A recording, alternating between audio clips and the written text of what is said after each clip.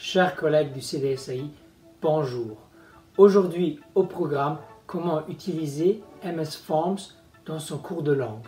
Les particularités dont nous allons parler dans ce tutoriel sont transposables dans des applications alternatives comme ChronoQuiz, Google Forms, dont la qualité est probablement tout aussi élevée. Vous le savez certainement, Microsoft Forms vous permet de créer des enquêtes, des questionnaires ou des sondages et de consulter facilement les résultats à mesure qu'ils vous parviennent. Ce qui nous intéresse aujourd'hui en particulier, c'est le travail en classe. On y va. Quand j'accède à mon espace, j'ai un aperçu direct des questionnaires que j'ai déjà créés.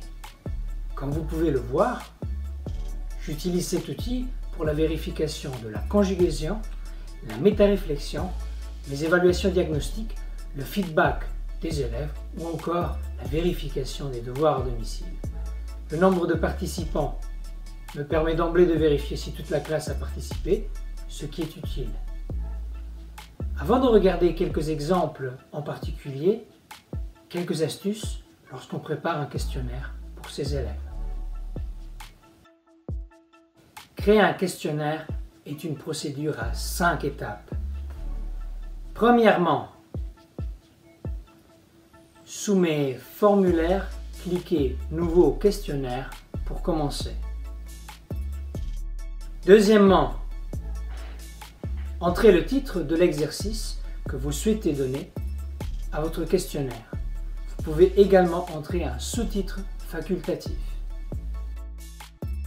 Troisièmement, cliquez sur « Ajouter une question » pour ajouter une question à votre test. Vous voyez que j'ai choisi dans cet exemple de faire une question à choix multiples. Il me faut cocher la bonne réponse, lui attribuer des points si je veux, la rendre obligatoire. L'élève ne pourra pas envoyer ses réponses sans avoir terminé toutes les questions obligatoires. En tant qu'enseignant, je vous conseille de cliquer l'option « Mélanger les réponses », surtout si le test est fait en classe. Cela évite le simple recopiage du voisin ou de la voisine.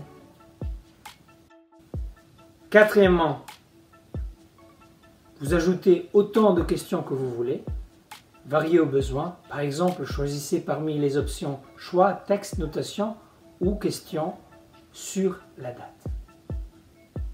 Il s'agit très souvent de formats fermés et il existe l'option texte pour les questions ouvertes. Petit conseil, si vous choisissez texte et que vous souhaitez que votre exercice soit autocorrectif, faites attention. L'outil n'est pas idéal et même un espace de trop est interprété comme une erreur, alors que pour un enseignant, cela est insignifiant. Il faudra, le cas échéant, vérifier manuellement chaque option, mais on en reparlera probablement lors d'une prochaine capsule. Cinquièmement, partagez l'exercice avec vos élèves, soit par code QR généré par l'outil, soit par un link, soit par courriel. Vous pouvez également incorporer vos questionnaires dans vos cahiers numériques.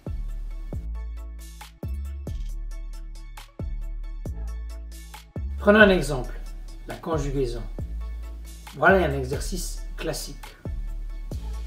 L'exercice derrière moi est composé de 50 points et porte principalement sur la répétition des verbes usuels et les verbes de l'unité qui étaient à étudier. Chaque question comporte un point et est obligatoire. Dans les options, j'avais coché la possibilité de refaire l'exercice si jamais l'élève n'était pas content ou contente de son résultat. Et dans une classe de 25, j'ai reçu 39 réponses, ce qui montre l'implication de certains ou certaines.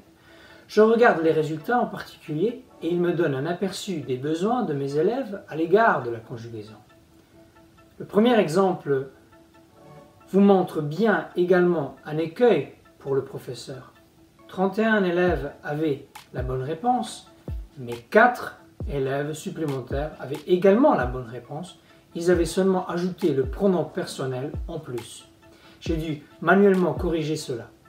Donc, petit conseil, ajoutez plusieurs réponses potentielles en anticipant les différentes possibilités de réponse.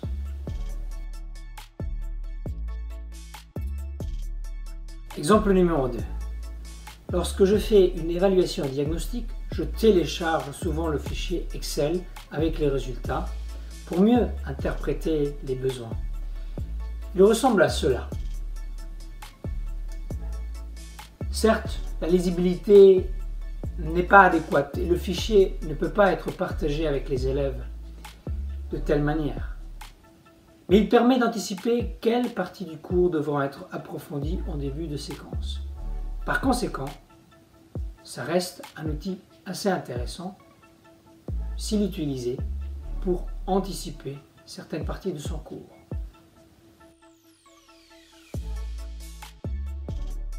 Troisième exemple. Vous voulez savoir si les élèves ont fait leurs devoirs à domicile? Très bien. Grâce à un questionnaire court mais précis, il vous est possible de vérifier qui est impliqué et combien il s'est impliqué. L'exemple derrière moi est une vérification de la compréhension d'un cours numérique, ce qu'on appelle généralement une classe inversée. Le résultat me permet de voir qui a fait, mais surtout qui a compris les explications qu'il fallait apprendre à la maison. Peut-être que cela peut vous inspirer.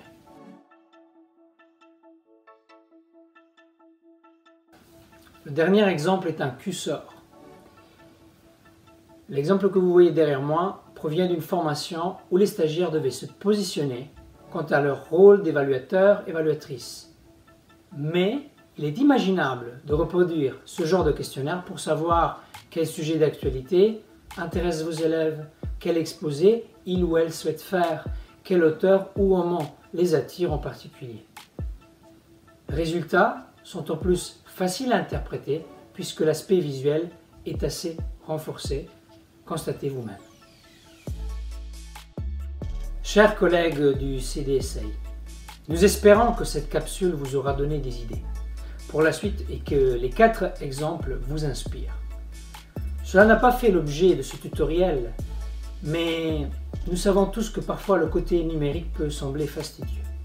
Et il est aussi vrai que le format fermé n'est pas idéal à long terme. Toutefois, les questionnaires que vous pouvez produire sur MS Forms sont réutilisables et partageables. Et à long terme, il est facile d'avoir une banque d'exercices importante qui permet de réduire le temps de préparation de chaque enseignant d'un même département. Voilà, je vous dis merci. Abonnez-vous, suivez-nous, mais surtout, utilisez la fonction commentaire si vous avez des questions ou des besoins particuliers. À bientôt.